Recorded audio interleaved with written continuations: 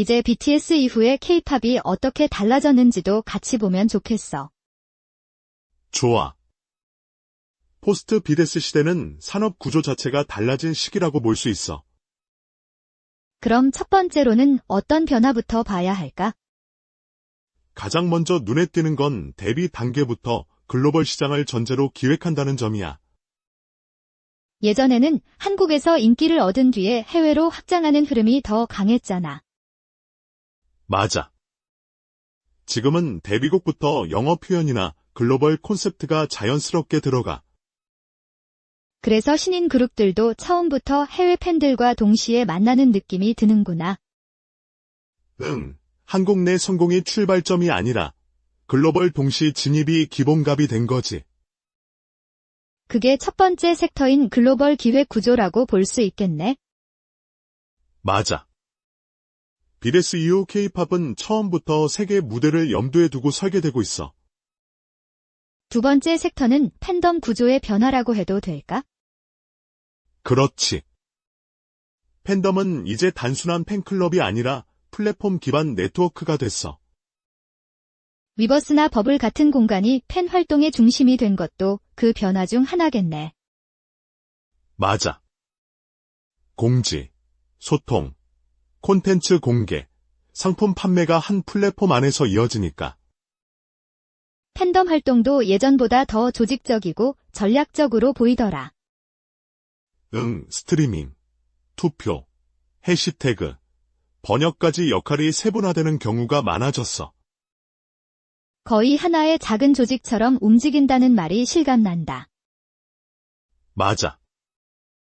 팬들이 자발적으로 움직이지만 결과적으로는 강한 집단 행동이 만들어져. 이걸 두 번째 섹터인 플랫폼 기반 팬덤 생태계라고 정리할 수 있겠다. BTS 이후 팬덤은 더 이상 주변 요소가 아니라 산업의 핵심 인프라가 됐어. 세 번째 섹터는 기술 변화로 이어지겠네. 맞아.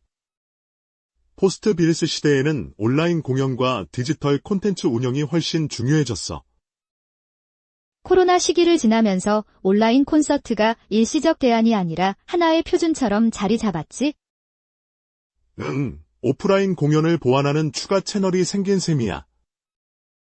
그리고 요즘은 AI나 가상 아이돌 이야기까지 자연스럽게 나오더라. 그렇지. 다만 기술이 앞서가더라도 결국 팬들이 반응하는 건 인간적인 감정과 진정성이야. 그래서 기술이 전부를 대체하기보다는 감정을 더 넓게 전달하는 도구가 되는 게 중요하겠네. 맞아. 포스트 BTS 시대의 기술 경쟁력은 결국 인간성을 얼마나 잘 살리느냐에 달렸어. 그럼 세 번째 섹터는 기술 확장과 인간성 유지의 균형이라고 부를 수 있겠다. 앞으로 이 균형을 잘 잡는 팀이 더 오래 사랑받게 될 거야. 마지막 네 번째 섹터는 결국 미래 전략으로 연결되겠네. 맞아. 이제 K-팝은 단순히 노래와 춤만으로 경쟁하는 산업이 아니야. 세계관, 브랜드, 협업, 팬 경험까지 다 포함한 종합 전략이 필요하겠지. 그래서 기획사들도 음반 회사라기보다 IP와 플랫폼 회사처럼 움직이고 있어. 그러면 앞으로 성공하는 그룹은 음악만 잘해서는 부족할 수도 있겠네. 그렇지. 자기만의 서사와 팬이 참여할 수 있는 구조를 함께 만들어야 해. 결국 포스트 BTS 시대의 경쟁력은 이야기와 관계를 어떻게 설계하느냐에 달린 셈이네. 맞아. 그래서 다음 세대의 K-팝은 더 복합적이고 더 전략적인 산업이 될 거야. 이렇게 정리해보니까 BTS의 역사가 곧 K-팝 구조 변화의 기준점처럼 느껴진다. 그러니까 BTS를 이해하는 건 과거를 보는 게 아니라 앞으로의 K-팝을 읽는 일이기도 해. 이제 BTS 이후에 K-팝이 어떻게 달라졌는지도 같이 보면 좋겠어. 좋아. 포스트 BTS 시대는 산업 구조 자체가 달라진 시기라고 볼 수 있어. 그럼 첫 번째로는 어떤 변화부터 봐야 할까? 가장 먼저 눈에 띄는 건 데뷔 단계부터 글로벌 시장을 전제로 기획한다는 점이야. 예전에는 한국에서 인기를 얻은 뒤에 해외로 확장하는 흐름이 더 강했잖아. 맞아. 지금은 데뷔곡부터 영어 표현이나 글로벌 콘셉트가 자연스럽게 들어가.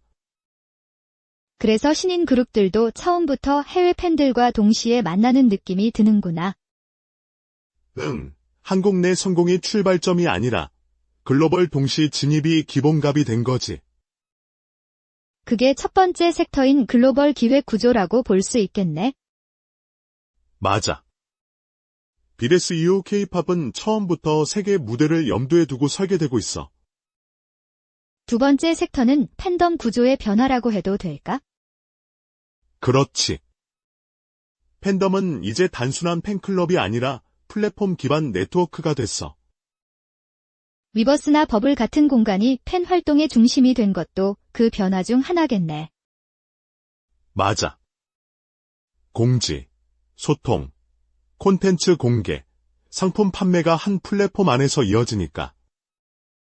팬덤 활동도 예전보다 더 조직적이고 전략적으로 보이더라. 응, 스트리밍, 투표, 해시태그, 번역까지 역할이 세분화되는 경우가 많아졌어. 거의 하나의 작은 조직처럼 움직인다는 말이 실감난다. 맞아. 팬들이 자발적으로 움직이지만 결과적으로는 강한 집단 행동이 만들어져. 이걸 두 번째 섹터인 플랫폼 기반 팬덤 생태계라고 정리할 수 있겠다. 응, BTS 이후 팬덤은 더 이상 주변 요소가 아니라 산업의 핵심 인프라가 됐어. 세 번째 섹터는 기술 변화로 이어지겠네. 맞아. 포스트 BTS 시대에는 온라인 공연과 디지털 콘텐츠 운영이 훨씬 중요해졌어. 코로나 시기를 지나면서 온라인 콘서트가 일시적 대안이 아니라 하나의 표준처럼 자리 잡았지? 응, 오프라인 공연을 보완하는 추가 채널이 생긴 셈이야. 그리고 요즘은 AI나 가상 아이돌 이야기까지 자연스럽게 나오더라. 그렇지. 다만 기술이 앞서가더라도 결국 팬들이 반응하는 건 인간적인 감정과 진정성이야. 그래서 기술이 전부를 대체하기보다는 감정을 더 넓게 전달하는 도구가 되는 게 중요하겠네. 맞아. 포스트 BTS 시대의 기술 경쟁력은 결국 인간성을 얼마나 잘 살리느냐에 달렸어. 그럼 세 번째 섹터는 기술 확장과 인간성 유지의 균형이라고 부를 수 있겠다. 응, 앞으로 이 균형을 잘 잡는 팀이 더 오래 사랑받게 될 거야. 마지막 네 번째 섹터는 결국 미래 전략으로 연결되겠네. 맞아. 이제 K-팝은 단순히 노래와 춤만으로 경쟁하는 산업이 아니야. 세계관, 브랜드, 협업, 팬 경험까지 다 포함한 종합 전략이 필요하겠지. 응. 그래서 기획사들도 음반 회사라기보다 IP와 플랫폼 회사처럼 움직이고 있어. 그러면 앞으로 성공하는 그룹은 음악만 잘해서는 부족할 수도 있겠네. 그렇지. 자기만의 서사와 팬이 참여할 수 있는 구조를 함께 만들어야 해. 결국 포스트 BTS 시대의 경쟁력은 이야기와 관계를 어떻게 설계하느냐에 달린 셈이네. 맞아. 그래서 다음 세대의 K-팝은 더 복합적이고 더 전략적인 산업이 될 거야. 이렇게 정리해보니까 BTS의 역사가 곧 K-팝 구조 변화의 기준점처럼 느껴진다. 그러니까 BTS를 이해하는 건 과거를 보는 게 아니라 앞으로의 K-팝을 읽는 일이기도 해. 이제 BTS 이후에 K-팝이 어떻게 달라졌는지도 같이 보면 좋겠어. 좋아. 포스트 BTS 시대는 산업 구조 자체가 달라진 시기라고 볼 수 있어. 그럼 첫 번째로는 어떤 변화부터 봐야 할까? 가장 먼저 눈에 띄는 건 데뷔 단계부터 글로벌 시장을 전제로 기획한다는 점이야. 예전에는 한국에서 인기를 얻은 뒤에 해외로 확장하는 흐름이 더 강했잖아. 맞아. 지금은 데뷔곡부터 영어 표현이나 글로벌 콘셉트가 자연스럽게 들어가. 그래서 신인 그룹들도 처음부터 해외 팬들과 동시에 만나는 느낌이 드는구나. 응, 한국 내 성공이 출발점이 아니라 글로벌 동시 진입이 기본값이 된 거지. 그게 첫 번째 섹터인 글로벌 기획 구조라고 볼 수 있겠네. 맞아. BTS 이후 K-팝은 처음부터 세계 무대를 염두에 두고 설계되고 있어. 두 번째 섹터는 팬덤 구조의 변화라고 해도 될까? 그렇지. 팬덤은 이제 단순한 팬클럽이 아니라 플랫폼 기반 네트워크가 됐어. 위버스나 버블 같은 공간이 팬 활동의 중심이 된 것도 그 변화 중 하나겠네. 맞아. 공지, 소통, 콘텐츠 공개, 상품 판매가 한 플랫폼 안에서 이어지니까. 팬덤 활동도 예전보다 더 조직적이고 전략적으로 보이더라. 스트리밍, 투표, 해시태그, 번역까지 역할이 세분화되는 경우가 많아졌어. 거의 하나의 작은 조직처럼 움직인다는 말이 실감난다. 맞아. 팬들이 자발적으로 움직이지만 결과적으로는 강한 집단 행동이 만들어져. 이걸 두 번째 섹터인 플랫폼 기반 팬덤 생태계라고 정리할 수 있겠다. BTS 이후 팬덤은 더 이상 주변 요소가 아니라 산업의 핵심 인프라가 됐어. 세 번째 섹터는 기술 변화로 이어지겠네. 맞아. 포스트 BTS 시대에는 온라인 공연과 디지털 콘텐츠 운영이 훨씬 중요해졌어. 코로나 시기를 지나면서 온라인 콘서트가 일시적 대안이 아니라 하나의 표준처럼 자리 잡았지? 오프라인 공연을 보완하는 추가 채널이 생긴 셈이야. 그리고 요즘은 AI나 가상 아이돌 이야기까지 자연스럽게 나오더라. 그렇지. 다만 기술이 앞서가더라도 결국 팬들이 반응하는 건 인간적인 감정과 진정성이야. 그래서 기술이 전부를 대체하기보다는 감정을 더 넓게 전달하는 도구가 되는 게 중요하겠네. 맞아. 포스트 BTS 시대의 기술 경쟁력은 결국 인간성을 얼마나 잘 살리느냐에 달렸어. 그럼 세 번째 섹터는 기술 확장과 인간성 유지의 균형이라고 부를 수 있겠다. 앞으로 이 균형을 잘 잡는 팀이 더 오래 사랑받게 될 거야. 마지막 네 번째 섹터는 결국 미래 전략으로 연결되겠네. 맞아. 이제 K-팝은 단순히 노래와 춤만으로 경쟁하는 산업이 아니야. 세계관, 브랜드, 협업, 팬 경험까지 다 포함한 종합 전략이 필요하겠지. 그래서 기획사들도 음반 회사라기보다 IP와 플랫폼 회사처럼 움직이고 있어. 그러면 앞으로 성공하는 그룹은 음악만 잘해서는 부족할 수도 있겠네. 그렇지. 자기만의 서사와 팬이 참여할 수 있는 구조를 함께 만들어야 해. 결국 포스트 BTS 시대의 경쟁력은 이야기와 관계를 어떻게 설계하느냐에 달린 셈이네. 맞아. 그래서 다음 세대의 K-팝은 더 복합적이고 더 전략적인 산업이 될 거야. 이렇게 정리해보니까 BTS의 역사가 곧 K-팝 구조 변화의 기준점처럼 느껴진다. 그러니까 BTS를 이해하는 건 과거를 보는 게 아니라 앞으로의 K-팝을 읽는 일이기도 해. 이제 BTS 이후에 K-팝이 어떻게 달라졌는지도 같이 보면 좋겠어. 좋아. 포스트 BTS 시대는 산업 구조 자체가 달라진 시기라고 볼 수 있어. 그럼 첫 번째로는 어떤 변화부터 봐야 할까?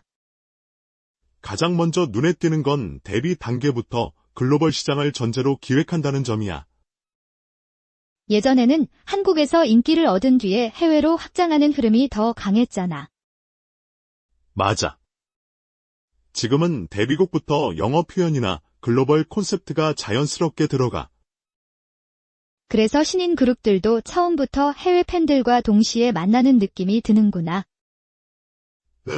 한국 내 성공이 출발점이 아니라 글로벌 동시 진입이 기본값이 된 거지.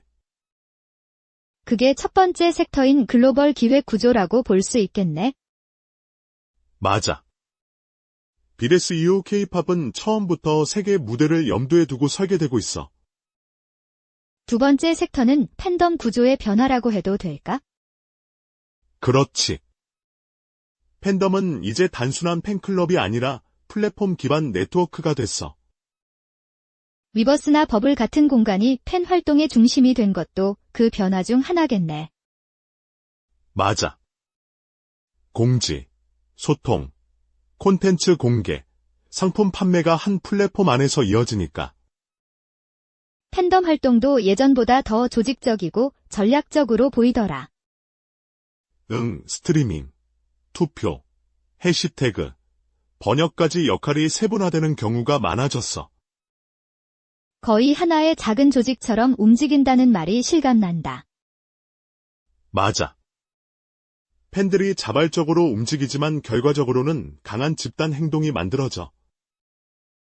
이걸 두 번째 섹터인 플랫폼 기반 팬덤 생태계라고 정리할 수 있겠다. BTS 이후 팬덤은 더 이상 주변 요소가 아니라 산업의 핵심 인프라가 됐어. 세 번째 섹터는 기술 변화로 이어지겠네. 맞아. 포스트 BTS 시대에는 온라인 공연과 디지털 콘텐츠 운영이 훨씬 중요해졌어. 코로나 시기를 지나면서 온라인 콘서트가 일시적 대안이 아니라 하나의 표준처럼 자리 잡았지? 오프라인 공연을 보완하는 추가 채널이 생긴 셈이야. 그리고 요즘은 AI나 가상 아이돌 이야기까지 자연스럽게 나오더라. 그렇지. 다만 기술이 앞서가더라도 결국 팬들이 반응하는 건 인간적인 감정과 진정성이야. 그래서 기술이 전부를 대체하기보다는 감정을 더 넓게 전달하는 도구가 되는 게 중요하겠네. 맞아. 포스트 BTS 시대의 기술 경쟁력은 결국 인간성을 얼마나 잘 살리느냐에 달렸어. 그럼 세 번째 섹터는 기술 확장과 인간성 유지의 균형이라고 부를 수 있겠다. 앞으로 이 균형을 잘 잡는 팀이 더 오래 사랑받게 될 거야. 마지막 네 번째 섹터는 결국 미래 전략으로 연결되겠네. 맞아. 이제 K-팝은 단순히 노래와 춤만으로 경쟁하는 산업이 아니야. 세계관, 브랜드, 협업, 팬 경험까지 다 포함한 종합 전략이 필요하겠지. 그래서 기획사들도 음반 회사라기보다 IP와 플랫폼 회사처럼 움직이고 있어. 그러면 앞으로 성공하는 그룹은 음악만 잘해서는 부족할 수도 있겠네. 그렇지. 자기만의 서사와 팬이 참여할 수 있는 구조를 함께 만들어야 해. 결국 포스트 BTS 시대의 경쟁력은 이야기와 관계를 어떻게 설계하느냐에 달린 셈이네. 맞아. 그래서 다음 세대의 K-팝은 더 복합적이고 더 전략적인 산업이 될 거야. 이렇게 정리해보니까 BTS의 역사가 곧 K-팝 구조 변화의 기준점처럼 느껴진다. 그러니까 BTS를 이해하는 건 과거를 보는 게 아니라 앞으로의 K-팝을 읽는 일이기도 해.